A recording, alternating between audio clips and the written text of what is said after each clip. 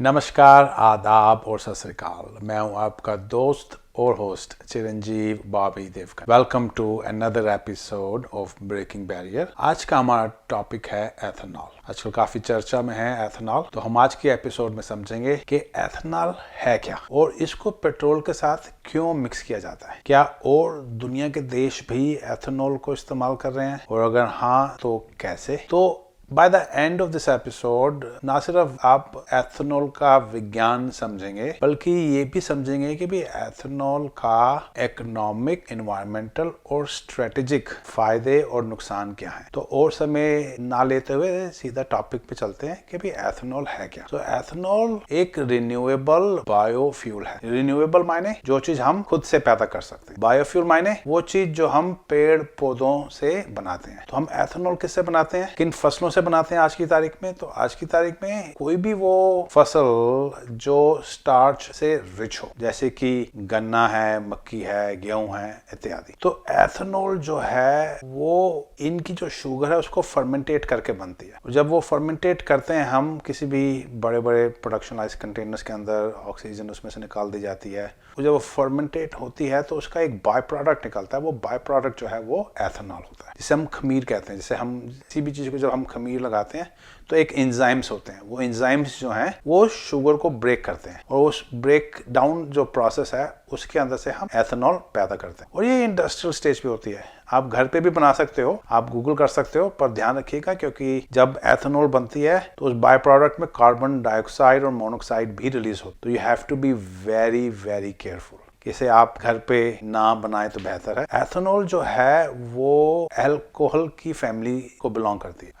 जैसे कि आपकी पीने वाली दारू है या आप जो पेंट में स्पिरिट यूज करते हैं, एथेनॉल, ये सभी एक ही परिवार से आती हैं। इन्हें हम हाइड्रोकार्बन्स कहते हैं। तो इसका जो केमिकल फार्मूला है वो है C2H5OH। तो अब हम इसे पेट्रोल में क्यों मिलाते हैं, क्योंकि पेट्रोल भी एक हाइड्रोकार्बन है, पेट्रोल भी एक इजिली कंबस्टेबल फ्यूल है और एथेनॉल भी सेम टू सेम फ्यूल है। तो हम प्योर पेट्रोलियम के अंदर अगर इसको मिक्स करते हैं तो कितने लेवल पे मिक्स करते हैं उससे उसकी डेफिनेशन होती है। तो हम E10, E15, E80 जैसी एथेनॉल ब्लेंड की गैसोलीन हम यूज करते हैं। E10 का मतलब है कि उसमें 10% एथेनॉल है, बाकी जो उसकी प्रतिशत है वो प्योर पेट्रोलियम। और अगर E15 है तो उसका मतलब 15% एथेनॉल है और बाकी पेट्रोलियम है। और अगर आप E80 पे चले जाते हो तो मोर जो है वो उसमें एथेनॉल है और लेस पेट्रोलियम। तो ये तो होगी केमिस्ट्री एथेनॉल की कि it's a biofuel, it's a renewable biofuel. तो इसके फायदे क्या हैं? तो 5 इसके मोटे मोटे फायदे हैं। पहला इसका जो सबसे इंपॉर्टेंट फायदा है कि ये रिन्यूएबल है। रिन्यूएबल मायने हम खुद पैदा कर सकते हैं। आज की तारीख में जो हमारा पेट्रोलियम है वो फॉसिल फ्यूल कहते हैं, वो धरती से हम निकालते हैं और उसको धरती के अंदर बनने में हजारों साल लग जाते हैं। और एक्सपर्ट का मानना यह है कि भाई आने वाले 100 सालों में ये जो फॉसिल फ्यूल आज की तारीख में हम जमीन से निकाल रहे हैं वो खत्म हो जाएगा। तो हमें आज सोचना पड़ेगा कल के बारे में कि हम कैसे अल्टरनेटिव सोर्स ऑफ एनर्जी ढूंढें। तो उस कड़ी के अंदर एथेनॉल एक बहुत इंपॉर्टेंट योगदान कर सकता है। दूसरा बेनिफिट इसका जो है वो है कि ये क्लीन सोर्स ऑफ एनर्जी है। तो जो पेट्रोलियम है जब वो जलता है तो वो काफी सारी गैसेस रिलीज करता है, कार्बन डाइऑक्साइड, कार्बन मोनोऑक्साइड, जिन्हें हम ग्रीन हाउस गैसेस कहते हैं। इनका जो हमारे वातावरण है उसके ऊपर बहुत बुरा असर हो रहा है। ग्लोबल वार्मिंग का एक मोटा मोटा कंट्रीब्यूशन जो है वो फॉसिल फ्यूल बर्निंग से आ रहा है। और हम सब देख रहे हैं कि आजकल ग्लोबल वार्मिंग के कारण बहुत बड़े बड़े तूफान आ रहे हैं। कहीं पे सूखा है, कहीं पे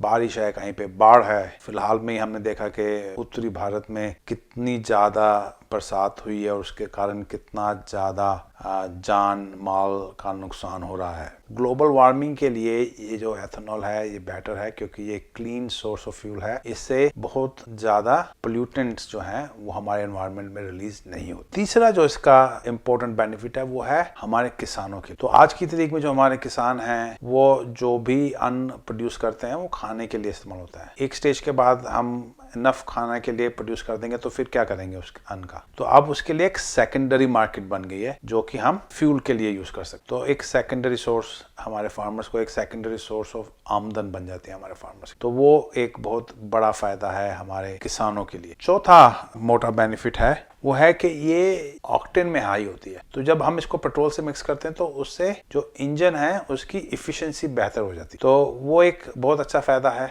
और जो इसका पांचवा फायदा है वो है एनर्जी सिक्योरिटी। जैसे कि आजकल के हालात चल रहे हैं, भारत जो है दुनिया में आई थिंक सेकंड नंबर पे आता है सबसे ज्यादा ऑयल आयात करने के मामले में। तो second biggest country in terms of importing oil. तो हम दूसरे मुल्कों के ऊपर बहुत ज्यादा आश्रित हैं, चाहे वो रशिया से आज की तारीख में हो या पहले सऊदी से हो या ईरान से हो। उसके कारण कई हमारी फॉरेन पॉलिसीज जो हैं वो भी इन कंट्रीज के साथ रिलेशनशिप के ऊपर डिक्टेट करती है, क्योंकि हमें उन लोगों से तेल चाहिए होता है तो हमें कहीं ना कहीं उन लोगों के साथ ना चाहते हुए भी हाँ में हाँ मिलानी पड़ती है।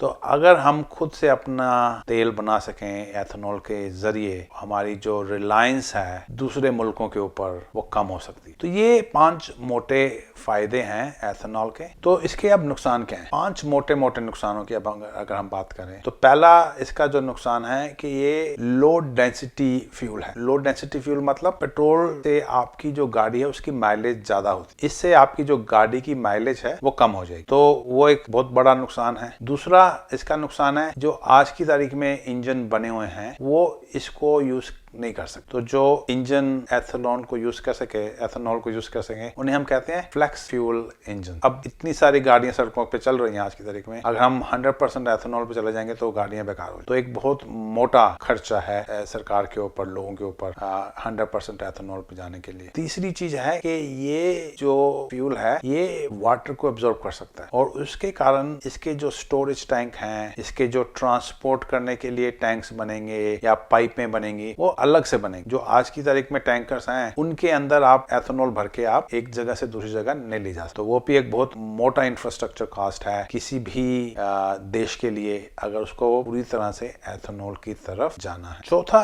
जो एक मोटा नुकसान है वो है फूड सिक्योरिटी को लेके। आज की तारीख में भी कई देश हैं, भारत उन देशों में अभी सम्मिलित नहीं होता क्योंकि भारत ने काफी तरक्की की है फूड प्रोडक्शन साइड पे, पर फिर भी एक ऑलवेज बैलेंस रहता है कि हम जो प्रोड्यूस कर रहे हैं वो हम लोगों तक पहुंचाएं खाने के लिए या हम उससे एथेनॉल बनाएं, तेल बनाएं जो कि एनर्जी के लिए चाहिए। पांचवा मोटा कारण है वो ये है अगर एथेनॉल है खेती से बनता है तो हमारे को खेती के लिए और जगह चाहिए, तो हमारे को जंगल काट के उनको खेतों में कन्वर्ट करना पड़ेगा। तो वो भी एनवायरनमेंट के लिए एक अच्छी चीज नहीं है। उन खेतों के अंदर पानी लाना पड़ेगा और पानी से भी ज्यादा फर्टिलाइजर्स का यूज होगा और हम जानते हैं कि फर्टिलाइजर्स भी लॉन्ग टर्म के लिए हमारी धरती के लिए ज्यादा फायदेमंद है। तो ये इसके नुकसान है। लो एनर्जी डेंसिटी है उसकी, खाने और फ्यूल की एक जो डिबेट चलती रहेगी, जो उसके लिए डिस्ट्रीब्यूशन सिस्टम चाहिए और हमारे को जंगल काट के खेतों में कन्वर्ट करने पड़ेंगे जिससे कि इन्वायरमेंटल इम्बैलेंस और बढ़ेगा। तो अब अगर हम दुनिया की तरफ देखें कि दुनिया जो है वो एथेनॉल को कैसे इस्तेमाल कर रही है, तो अगर हम दुनिया की तरफ देखें तो 2 बड़े दुनिया के जो देश हैं, एक तो अमेरिका है, यूनाइटेड स्टेट्स ऑफ अमेरिका, और एक ब्राजील। ये 2 मुल्क जो हैं पिछले लगभग 40 से 50 साल में 50 साल से एथेनॉल का काफी वाइड स्प्रेड इस्तेमाल कर रहे हैं, पर दोनों ने जो स्ट्रेटेजी यूज की है वो बहुत अलग अलग की। तो ब्राजील की जो स्ट्रेटेजी थी वो थी कि भाई हम इसे सप्लीमेंट की तरह नहीं बल्कि सब्स्टिट्यूट की तरह देखें, यानी कि हम इसको पेट्रोल का अल्टरनेटिव मान। तो उन्होंने काफी ज्यादा इन्वेस्टमेंट इस एरिया में की। आज की तारीख में आपको जान के हैरत होगी कि 80 से 85% गाड़ियां जो ब्राजील में बिक रही हैं वो फ्लेक्स फ्यूल इंजन के साथ बिक रही हैं, मीनिंग कि वो 100% एथेनॉल के ऊपर चल सकती हैं वो गाड़ी। दूसरी चीज उन्होंने की, उन्होंने जो बनाया एथेनॉल वो गन्ने के बेसिस पे बनाया, क्योंकि वो ट्रॉपिकल कंट्री है, इक्वेटर के पास है, तो अच्छी शुगर केन की प्रोड्यूस होती है। तो उन्होंने गन्ने को यूज किया और जो गन्ने से बनी हुई एथेनॉल है वो ज्यादा एफिशिएंट है और उसकी डेंसिटी भी हाई है, यानी कि माइलेज उससे बेहतर मिलता है। जो उन्होंने इंफ्रास्ट्रक्चर के ऊपर इन्वेस्टमेंट किया और उन्होंने इसको सेंट्रल अपनी पॉलिसी का बनाया ताकि वो इंडिपेंडेंट हो सके दूसरे देशों से। तो उन्होंने जो आयात कर रहे थे तेल उसमें एक सिग्निफिकेंट इंप्रूवमेंट गेन की और वो अब बहुत ज्यादा लोगों के ऊपर, दूसरे देशों के ऊपर आश्रित नहीं है पेट्रोल लाने के। तो ये उनकी इंप्रूवमेंट थी। चैलेंजेस जो रहे हैं वो हमेशा रहते हैं। जब भी आप कोई चीज आप खेती करते हैं तो आप कुदरत के ऊपर बहुत ज्यादा डिपेंड हो जाते हैं। कुदरत से मायने हैं कि भाई बरसात बराबर हो, सूखा ना हो, कीटाणु आके आपके फसल ना खराब कर दें। तो सारी जो चीजें हैं जो डिपेंडेंसी रहती हैं वो रहती हैं, उससे आपकी जो उपज है वो एक प्रेडिक्टेबल नहीं होती है, कभी ज्यादा कभी कम होती है। तो एक चैलेंज तो रहता है जब भी आप खेती बाड़ी करते हैं, तो वो एक चैलेंज है। पर एनीवेज ब्राजील ने काफी इसमें उन्नति की है, और एक अगर हमें देखना हो तो हम डेफिनेटली ब्राजील का मॉडल देख सकते हैं अडॉप्टेबिलिटी के लिए। अगर हम वहीं अमेरिका की तरफ देखें तो अमेरिका की जो स्ट्रेटेजी थी इम्प्लीमेंटेशन की वो बिल्कुल डिफरेंट थी। तो उन्होंने इसको सब्स्टिट्यूट ना मान के सिर्फ सप्लीमेंट माना है, यानी कि पेट्रोल को हम के बजाय नहीं, पेट्रोल के अंदर इसको हम थोड़ा सा मिक्स करें। तो जो E10 है वो E10 की तरफ गए, ताकि जो एग्जिस्टिंग इंजन हैं वो भी इस पेट्रोल को यूज कर सके, हमें नई गाड़ियां नए इंजन ना लाने पड़े और हम E10 को ही यूज करें। ये नहीं है कि उन्होंने E15 या E80 को नहीं इंप्लीमेंट किया है, पर उतने वाइड स्प्रेड इंप्लीमेंटेशन नहीं किया। जो वाइड स्प्रेड इंप्लीमेंटेशन किया वो E10 का किया। इस वक्त मेजोरिटी ऑफ गैस स्टेशन जो अमेरिका के अंदर है, पेट्रोल पंप अमेरिका के अंदर है, उनके अंदर E10 ही बिक रहा है, ताकि जो एग्जिस्टिंग इंफ्रास्ट्रक्चर है उसी के ऊपर हम इस्तेमाल कर सके। दूसरा जो उनका था, उन्होंने गन्ने की बजाय कॉर्न का इस्तेमाल करके, यानी कि मक्की की फसल से इन्होंने एथेनॉल बनाया। जो मक्की का एथेनॉल होता है वो थोड़ा सा लो डेंसिटी होता है, अगर वो पूरी तरह से अकेला यूज किया जाए तो उससे माइलेज जो है वो कम हो जाता है। इसलिए भी शायद उन्होंने E10 को बेस बनाने की ज्यादा कोशिश की। डाउन साइड हाउस का यह है कि भी अमेरिका के अंदर मक्की है आज की तारीख में वो बहुत ज्यादा जो एनिमल फीड है उसके लिए इस्तेमाल होता है। उनकी पोल्ट्री फार्म्स होते हैं या पिग्स के लिए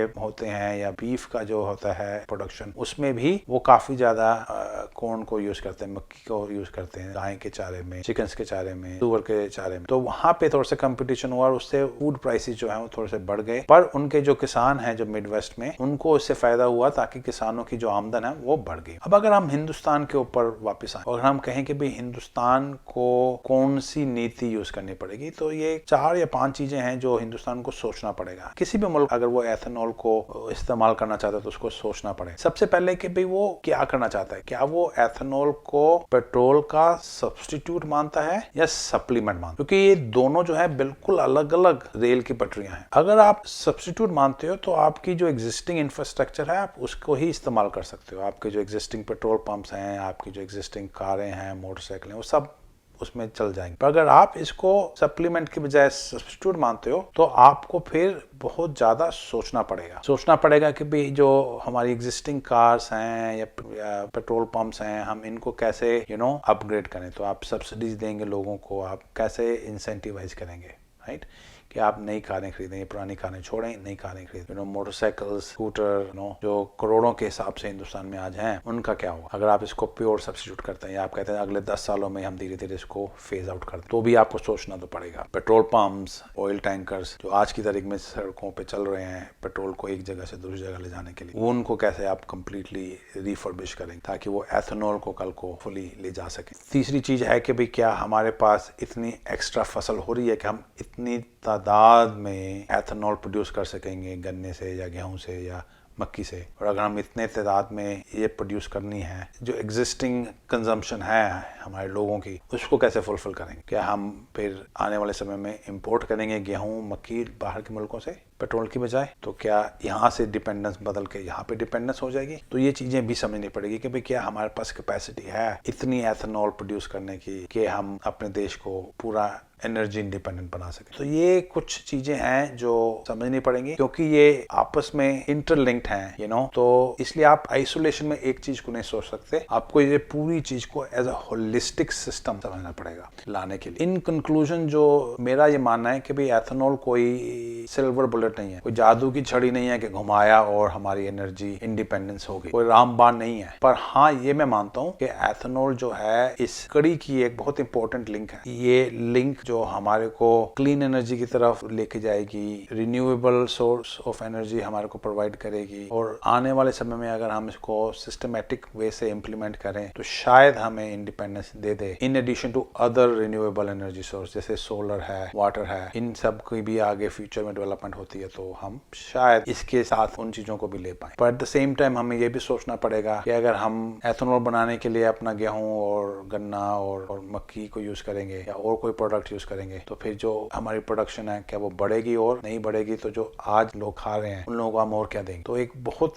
इंपॉर्टेंट क्वेश्चन मार्क ये क्रिएट करता है, जिसका फैसला भारत सरकार को और दूसरे देशों की सरकारों को सोचना पड़ेगा, पॉलिसी मेकर्स को समझना पड़ेगा। अगर आपको ये टॉपिक पसंद आया तो प्लीज इसे लाइक कीजिए। अगर आपके कोई प्रश्न है, कोई कमेंट्स हैं, तो प्लीज कमेंट सेक्शन में लिखिए। और अगर कोई अलग से टॉपिक्स आप देखना चाहते हैं, सुनना चाहते हैं, वो भी हमें बताइए। अगर आपने इस चैनल को अभी तक सब्सक्राइब नहीं किया तो प्लीज सब्सक्राइब कीजिए। आपकी सब्सक्रिप्शन से हमें मोटिवेशन मिलता है और इस तरह के टॉपिक्स के ऊपर नए नए वीडियो लाने में प्रोत्साहन मिलता है। तो आज के लिए इतना ही। Thank you so much and have a blessed day.